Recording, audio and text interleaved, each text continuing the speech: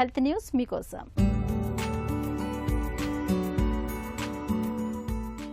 నేలపై కూర్చొని ఎంత తేలికగా పైకి లేవగలరో చూడటం ద్వారా మధ్య వయస్కులు వృద్ధుల్లో మరణ ముప్పును అంచనా వేయొచ్చని ఒక అధ్యయనం వెల్లడిస్తోంది. దీన్నే సిట్టింగ్ రైజింగ్ టెస్ట్ SRT అని పిలుస్తారు.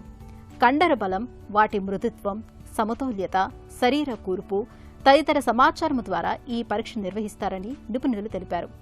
46 నుంచి 75 సంవత్సరాల మధ్య వయసు ఉన్న దాదాపు 4,300 మందిపై బ్రెజిల్లోని నిపుణుల బృందం ఇటీవల పరిశోధన చేసింది. వీరికి 0 నుంచి 5 వరకు స్కోరును కేటాయించింది. నిల్చోవడానికి, కూర్చోవటానికి, మోకాలిని గాని వేరే వారి సాయాన్ని గాని తీసుకున్న వారి స్కోరు నుంచి ఒక్కో పాయింట్ను, కదలికల్లో స్థిరత్వం లేని వారి నుంచి 0.5 పాయింట్లను తగ్గించింది. తర్వాత 12 ఏళ్ల పాటు వారిని గమనిస్తూ వచ్చింది. ఆ వ్యవధిలో 665 మరణాలు సంభవించాయి.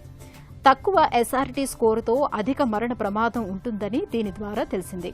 వీరి మరణ రేటు 42%. అధిక స్కోరు నమోదైన వారి మరణ రేటు 3.7% ఉన్నట్లు అధ్యయనంలో తేలింది. 2 గ్రూపుల్ని పోల్చి చూసినప్పుడు తక్కువ స్కోరు ఉన్నవారు గుండె జబ్బులతో మరణించే అవకాశం 500%, సహజ మరణం సంభవించే అవకాశం 300% ఎక్కువని నిపుణులు పేర్కొంటున్నారు. గత 25 ఏళ్లలో సమాజంలో వేర్వేరు వర్గాలపై ఈ పరీక్ష చేసి చూశామని, ఇది అత్యంత సులభమైన, సంపూర్ణమైన పరీక్ష అని పరిశోధకులు వివరిస్తున్నారు.